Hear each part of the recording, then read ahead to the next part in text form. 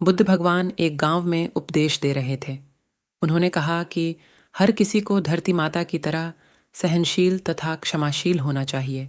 क्रोध ऐसी आग है जिसमें क्रोध करने वाला दूसरों को जलाएगा तथा खुद भी जल जाएगा।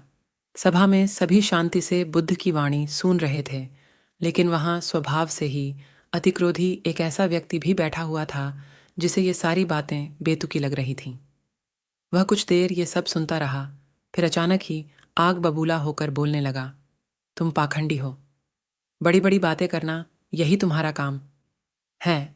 तुम लोगों को भ्रमित कर रहे हो। तुम्हारी ये बातें आज के समय में कोई मायने नहीं रखती। ऐसे कई कटु वचनों सुनकर भी बुद्ध शांत रहे।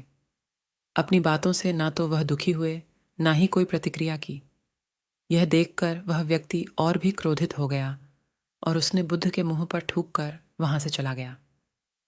अगले दिन जब उस व्यक्ति का क्रोध शांत हुआ तो उसे अपने बुरे व्यवहार के कारण पछतावे की आग में जलने लगा और वह उन्हें ढूंढते हुए उसी स्थान पर पहुंचा।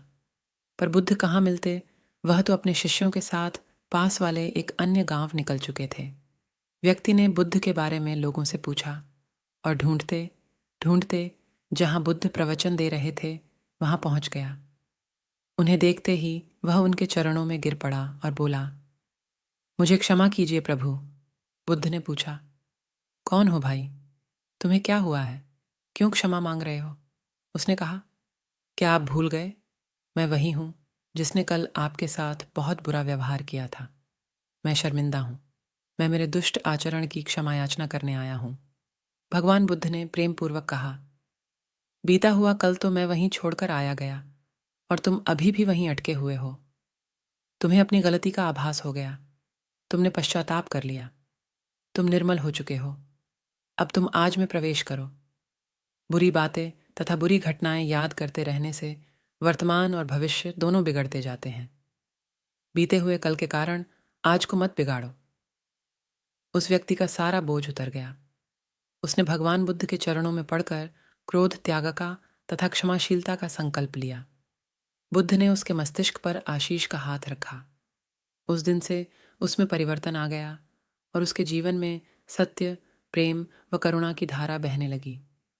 मित्रों, बहुत बार हम भूत में की गई किसी गलती के बारे में सोचकर बार बार दुखी होते और खुद को कोसते हैं। हमें ऐसा कभी नहीं करना चाहिए। गलती का बोध हो जाने पर हमें उसे कभी ना दोहराने का संकल्प लेना चाहिए और एक नई ऊर्जा के साथ वर्तमान को सुदृढ़ बनाना चाहिए।